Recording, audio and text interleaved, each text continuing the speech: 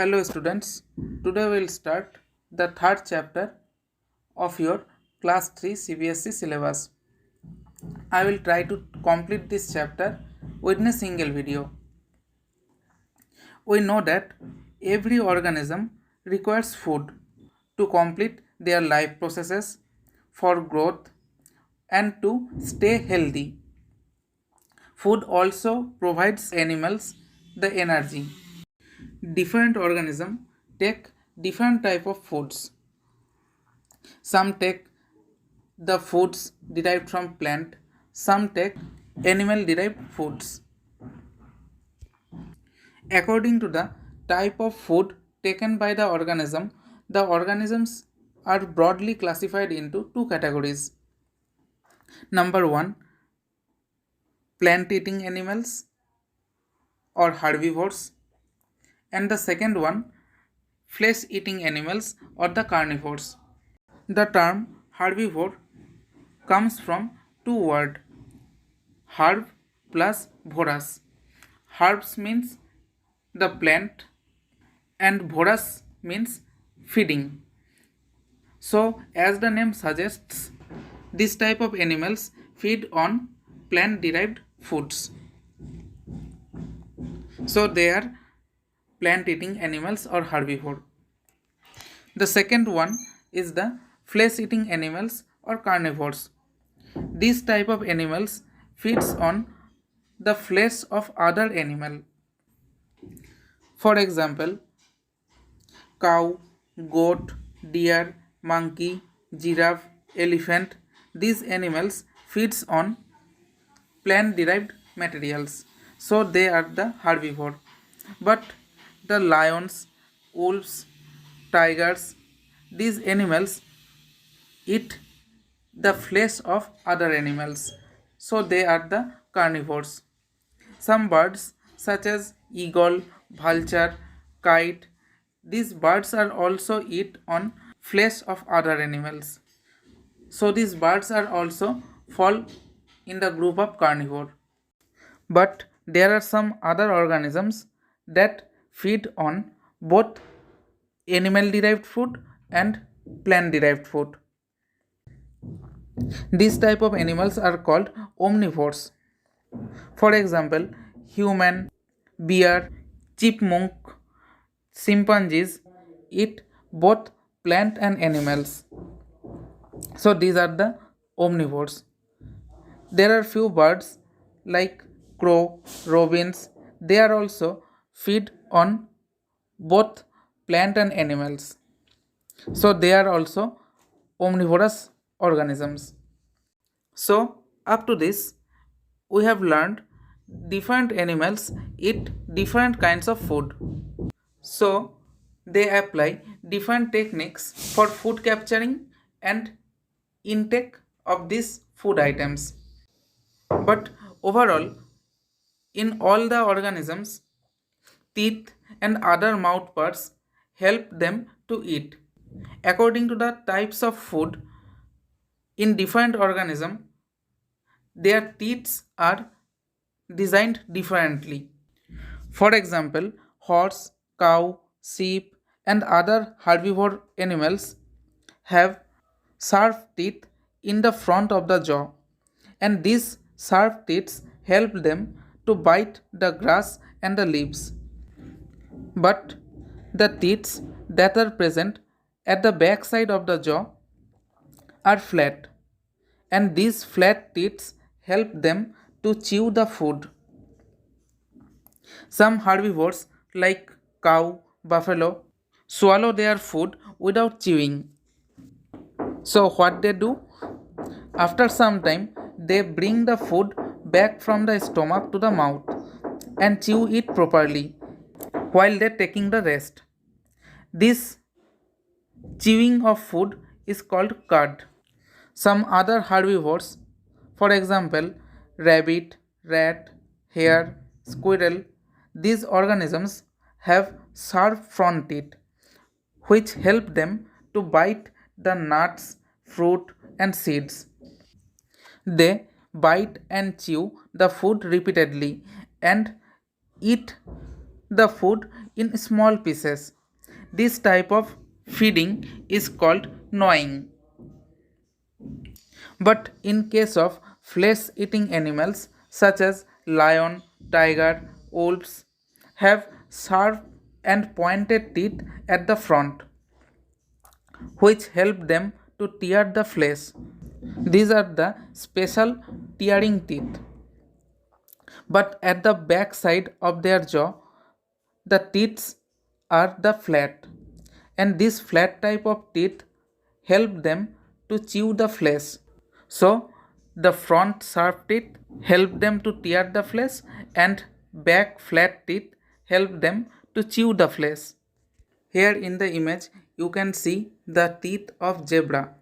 For other herbivores also, the teeth are more or less similar to this image. Here you can see the teeth are sharp, long and flat.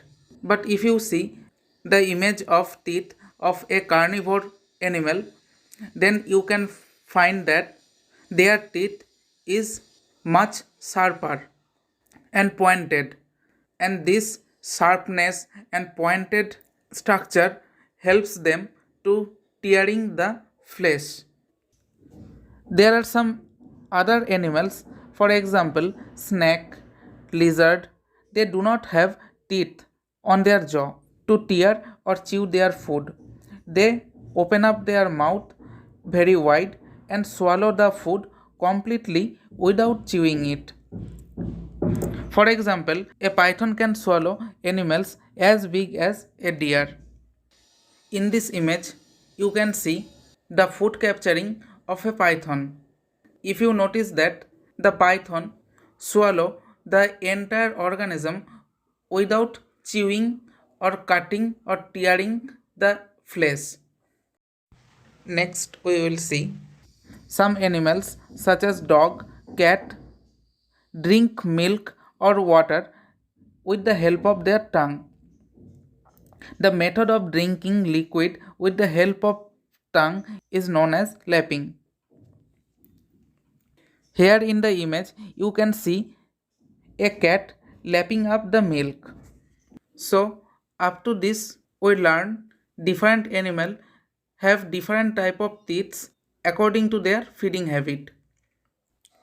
And we also learn about some other animals who do not have any teeth in their mouth cavity and how they capture their prey or take their food. Now we will learn the feeding habit of some more animals. We know that frog and lizards catch insects as their food. In this figure, here you can see how a frog or lizard capture a insect with their long and sticky tongue. Next example, we know that a mosquito takes blood or plant sap as their food. A mosquito has a long and pointed tube attached to its mouth. They suck the blood of animals with the help of this tube. A butterfly also has to suck nectars from the flower. So, a butterfly has also a long tube like structures through which they suck the nectar from the flower. In the next example, we see how elephant take their food into its mouth. Here we can see elephant uses its trunk to collect the food, and then with the help of its trunk it put the food into its mouth cavity, and then they grinds the food with the help of teeth present in their mouth cavity. In elephant, the long teeth, which is known as tusk, this tusk is used in defense mechanism. The elephant also uses its trunk to drink water. In the next example, we see how a giraffe eats leaves from the branches of a tall tree. A giraffe has a long neck that helps it to reach the branches of the tall trees and eat the leaves present on them. Now we come to the our next point, the food chain. We know that the green plants can synthesize their own food. So they are known as producer. The green plants capture the sunlight and then use the energy present in the sunlight to make their food through the process of photosynthesis. And the food produced through the process of photosynthesis is used by the plant itself also. The remaining food stored within the plant. There are some animals which directly take plants as their food. This type of animals actually eat the stored food present in the plant. They are called herbivores. So, these herbivores get their energy from the stored food present in the plant. Now, these herbivores are also eaten up by the other group of animals, and these animals which feed on herbivores are called carnivorous animal. So, these carnivores get their energy from the flesh of these herbivores. So, we can see that in the environment, different organisms are related with each other depending upon the prey and predation relationship. That means one eats and is being eaten up by the others. In this way, they are linked to each other. This relationship between the animals or organisms of the environment is known as food chain. Here are some examples of food chain. Here you can see the grass, which are the green plants. So they can capture the solar energy present in the sunlight and they synthesize food through the process of photosynthesis. The food stored within this green plant are eaten up by the deer, and in turn this deer is eaten up by the lion. So in this way they are linked to each other. So they forming a food chain in the environment. In the next example, we can see the grasshopper, which also depends on grasses, and in turn these grasshoppers are eaten up by the lizards.